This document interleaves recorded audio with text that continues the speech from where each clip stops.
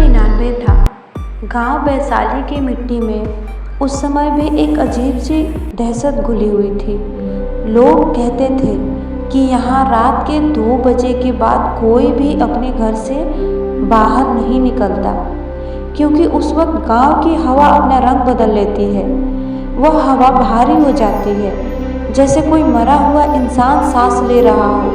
पर सुनेखा को इन बातों पर कभी विश्वास नहीं था।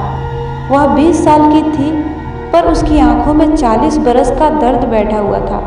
उसकी माँ मर चुकी थी, उसके पिता ने दूसरी शादी कर ली थी और उसकी सौतेली माँ उसे किसी नौकरानी से भी बदतर समझती थी। बस किशन ही था जो उससे सच्चा प्यार करता था, या कम से कम सुनेखा को ऐसा ही लगता था। किशन गांव के किनारे रहता था। वह मजदूरी करता, पर उसका दिल बहुत बड़ा था। वह सुनेखा को रोज एक फूल लाकर देता, चाहे मौसम कैसा भी हो। वह उससे कहता था कि वह उसे इस गांव से दूर ले जाएगा, किसी ऐसे शहर में जहां कोई उन्हें न जानता हो, जहां वे नए सिरे से जीवन शुरू कर सके। सुनेखा को यह बातें सुनकर बहुत अच्छा लगता था।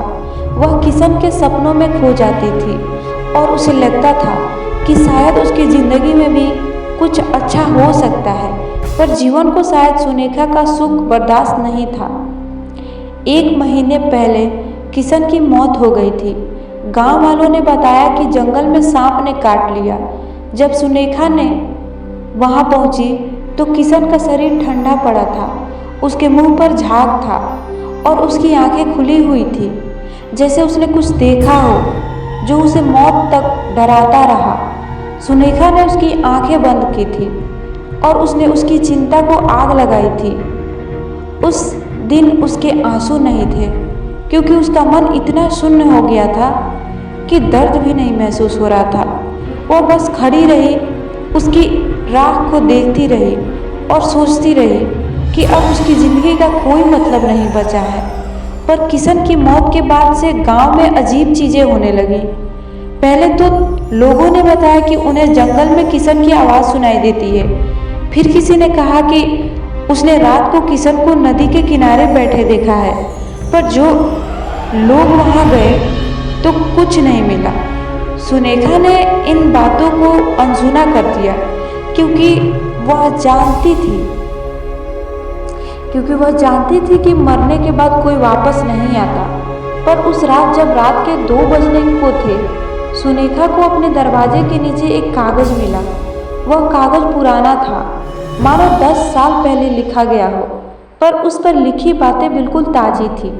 उस पर लिखा था, सुनेखा, मैं जानता हूँ कि तूने मुझसे झूठ बोला था। मैं जानता हूँ कि तू क्या करती है। रात के 2 बजे अब मैं भी आ रहा हूँ। यह कागज पढ़कर सुनेखा के होश उड़ गए। उसने चारों तरफ देखा, पर कोई नहीं था। उसने दरवाज़ा खोला तो बाहर कोहरा था, इतना घना कि 2 कदम दूर कुछ भी दिखाई नहीं दे रहा था।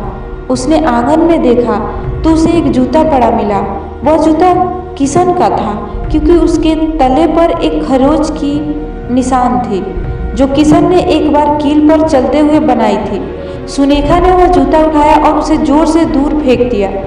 पर जब वह वापस कमरे में आई तो वह जूता उसके बिस्तर के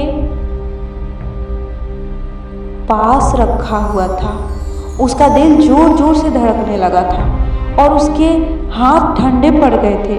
वह खिड़की के पास गई और उसने नीचे झांका। कोहरे के बीच उसे एक परछाई दिखी, जो किशन जैसी ही थी। वह परछाई हिल नहीं रही थी, बस खड़ी थी और ऊपर सुनेखा की तरफ देख रही थी। सुनेखा ने आवाज़ लगाई, किशन, क्या तू है? पर कोई जवाब नहीं आया। वह परछाई धीरे धीरे आगे बढ़ी और सुनेखा ने देखा कि उसके पैर नहीं थे, वह हवा में तैर रही थी।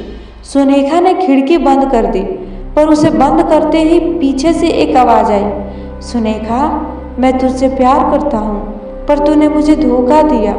वह आवाज़ किशन की थी, पर उसमें कोई गर्माहट नहीं थी, बल्कि एक कड़वाहट थी, जैसे कोई सालों तक जहर पीता रहा हो। सुनेखा ने मुड़कर देखा तो कमरे में कोई नहीं था, पर उसके शीशे में एक चेहरा दिखा।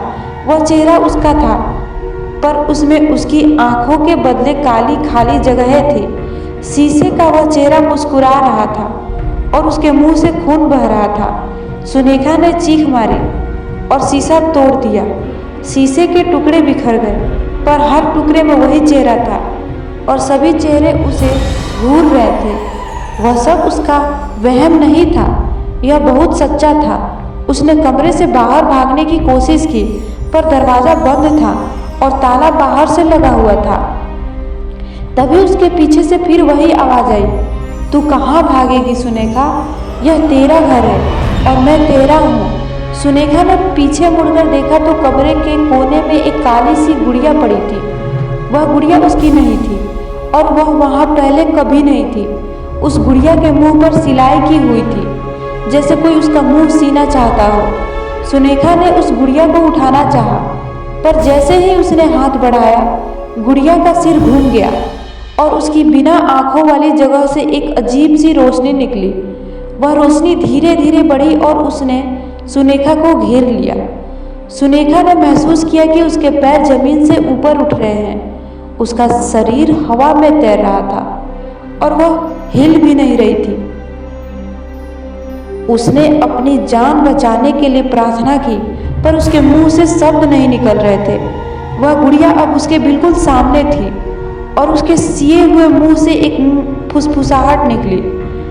धोखा सुनेखा, तुझे धोखा मिला है। सुनेखा ने अपनी पूरी ताकत लगाई और वह गुड़िया को दूर फेंकने में सफल हुई। सुनेखा ने महसूस किया कि उसके पैर जमीन से ऊपर हैं और उसको कैसे कैसे करके उसने फेंक दिया।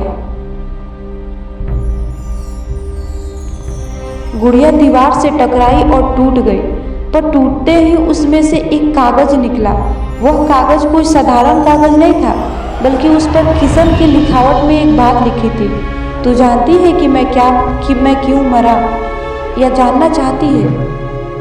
सुनेखा उस कागज को पढ़ते ही जमीन पर बैठ गई। उसके दिमाग में एक बात घूम गई कि क्या किशन को उसने धोखा दिया था।